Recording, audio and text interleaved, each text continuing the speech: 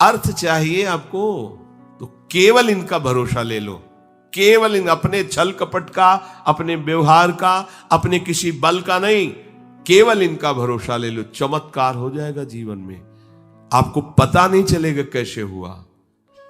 कभी ऐसे नहीं हुआ, कभी किसी से ऐसे नहीं हुआ, इसका कैसे हो रहा है, कैसे हम सबका उदर पोषण हो रहा है, वृंदावन वास हो रहा है, सब चल रहा है, कैसे प्रभु चला रहे हैं? क्या आप सबको नहीं चला रहे हैं? पर आप अपने को कर्ता मान रहे हैं, इसलिए आपको अनुभव में नहीं हो रहा, इसीलिए आपको परेशानियां हो रही, क्योंकि आप कर्ता बन रहे हो। अगर विश्वंभर कर्ता को कर्ता मान लो और उनके आश्रित हो जाओ तो जो चाहोगे मिल जाएगा, अगर ना चाहोगे तो वो मिल जाएंगे, जो चाहोगे मिल जाएगा। बिल्कुल कोई चाह न करो तो वो जो व्यवस्था उनको करनी करेंगे और वो स्वयं मिल जाएंगे। अर्थार्थी भक्त को धन संपत्ति वैभव चाहिए, पर वो केवल हरि से चाहिए, दूसरे से नहीं। पर ये ध्यान रखना, इसकी परीक्षा होगी आपकी। अपने इष्ट देव के अनन्य होकर के यदि आप अर्थ चाहोगे तो बहुत जल्दी आपका परिवर्तन होना शुरू हो जाएगा। पर आचरण आपके पवित्र होने चाहिए, भी ध्यान रखना। आचरण की अगर पवित्रता नहीं तो फिर शिकायत मत करना। आप अपने आचरण पवित्र करो और नाम जप करो, केवल हरि के आश्रित रहो, फिर देख लेना। अगर आपको लगता हो कि भगवान के भक्त बहुत गरीब और ऐसे, सच्ची पूछो, उनको आकांक्षा नहीं होती। प्रभु जबरदस्ती व्यवस्था करते, उनको आकांक्षा नहीं होती। 4 रोटी मांग ली ऐसे ही पड़े, पूरा जीवन प्रभु के लिए। उन प्रेमी महापुरुषों की चरण धूलि अगर शरीर का स्पर्श कर ले तो पावन हो जाए। देवता तरसते हैं उनकी सेवा के लिए, सिद्धियां हाथ जोड़े खड़ी रहती हैं, पर वो अकिंचन महात्मा किसी से कुछ नहीं चाहते।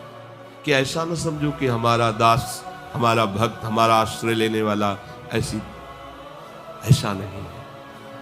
वो हरिदास भगवान के चरणों का दास है। समस्त ऐश्वर्य संपन्न भगवान उसके अधीन हो जाते हैं जो भक्ति करता है।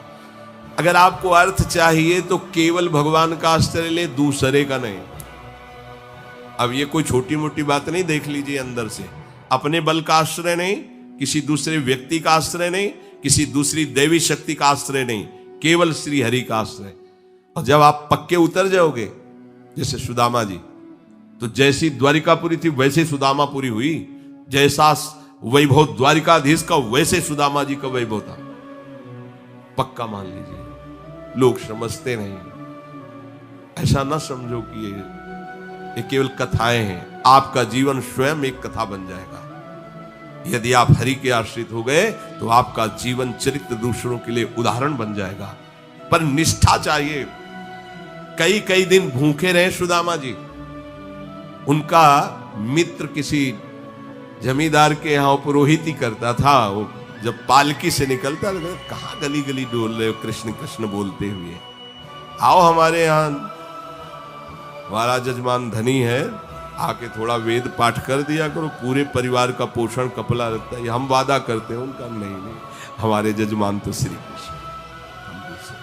घर आते पत्नी पूछती कुछ मिला, 5 घर हो आए, कुछ मिला नहीं। चलो तुलसी दस और चरणामृत से भगवान ने। अगर धन ही चाहिए, सुदामा जी की इच्छा नहीं थी, उनकी पत्नी की इच्छा के कारण वो भी इच्छा भगवान ने पैदा की। ये भक्तजनों को ऐसा ना समझो फटे पुराने कपड़े पहने या ऐसे घूम रहे हैं, बड़े अभागी हैं। हम तो बड़े भाग्यवान हैं क्योंकि हमारे पास सारा ऐश्वर्य है।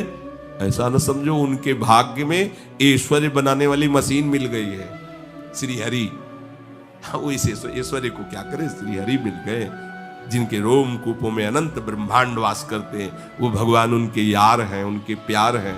वो दूसरे की तरफ क्यों ताकेंगे?